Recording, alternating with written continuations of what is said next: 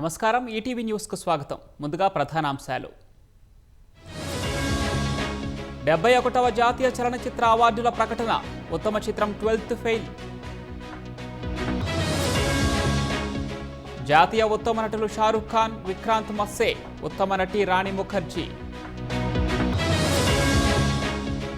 ఉపరాష్ట్రపతి ఎన్నికకు షెడ్యూల్ ప్రకటన. సెప్టెంబర్ 9న పోలింగ్, కౌంటింగ్. జూలైలో 1.96 లక్షల కోట్ల జీఎస్టీ వసూళ్లు.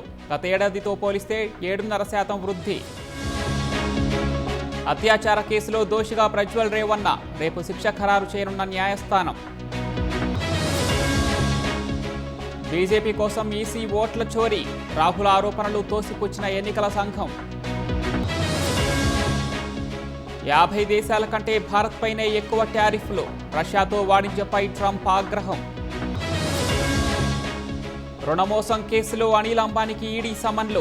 లుకౌట్ నోటీసులు జారీ.